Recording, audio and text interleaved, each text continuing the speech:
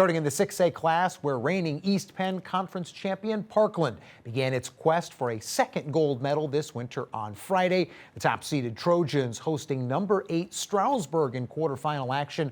The Mountaineers just missed out on the EPC tourney, the odd team out in a 4-way tiebreaker at the end of the regular season. Matthew Field's crew got a game with Lincoln Leadership in on Valentine's Day to try and stay sharp. Still, Friday's 4A just the second in the last 18 days for Stroudsburg. Mountaineers scored first, but Parkland with 14 straight thereafter. Back-to-back triples from Talia Zarinskis, and then Aneri Megala got Ed Olson's group going. The EPC first-team All-Star in Zarinskis led the way with 7 points in the opening period. Third-team All-Star Michaela Strunk with a 3-ball late in the period, her 50th of the year, matching the Mountaineers' single-season program record.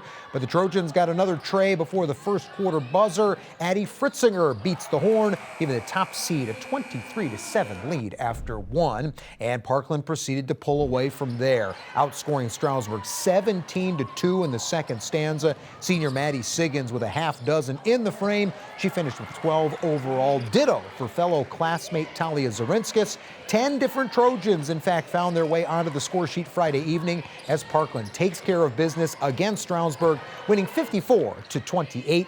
The Trojans into the semifinals, where they will face rival Emmaus. The 5th-seeded Green Hornets got 14 points from Cassie Demling and a dozen from Kayla Snyder Friday evening. It upended Pocono Mountain West 45-43. Meanwhile, with more from the other half of the District 6A girls bracket, let's send it over to Christy Fulkerson. Action at Whitehall High School Friday featured the bottom half of the girls' 6A bracket, beginning with a matchup between third-ranked Nazareth and number 6 Liberty. The Hurricanes claiming district silver last season, the Blue Eagles in search of a 10th consecutive semifinals appearance. Both teams slow to get going, the game's first basket coming 3 minutes in, then Liberty scores the next 5, including a 3 from Ava Kopetsky, quickly answered at the other end by Sam Baker to keep it even. Just 13 combined first quarter points, the Hurricanes up 1 after 1. Liberty nets the first 2 buckets to open the second quarter, part of a 6-0 run. Jordan Thompson converting in transition before the Blue Eagles jumpstart their offense. Threes from Renee Wells and Lexi Davis drive an 8-0 stretch to put Nazareth in front by 2 at halftime, 16-14. These two teams split regular season meetings and traded baskets early in the third to stay neck and neck. Peyton Long tying the game at 21 points apiece. Julia Madaska's baseline setup for Emma Puxon puts the Canes back in front 23-21, followed by a pair of Anijah Davis scores to give Liberty a 6-point advantage, part of a 17-9 third quarter edge. It's 31-25. Nazareth nets the first 3 points of the final frame, starting with a jumper from the sophomore Davis, but they don't get any closer than 3 down the stretch. Puxon scores all 10 of her points in the second half. Kopetsky leads all scorers with 16 as Liberty earns a return trip to the district semifinals with a 43-35 victory over the Blue Eagles. We were super excited. Our energy was high from the start. Our defense was great, I think, and just the drive for our seniors. We have 7 seniors, so it's their last run, and we just wanted to win for them. I think having that pressure and just having a lot of energy and that okay, we're gonna go at you, I think that really helps us even just get that energy on defense, but also translate that on offense, which just helps us the overall game too. They bought into us playing our 3-2 zone, and we were successful doing that the last time that we saw them, so we didn't want to change it up. If it's not broke, don't fix it, they say.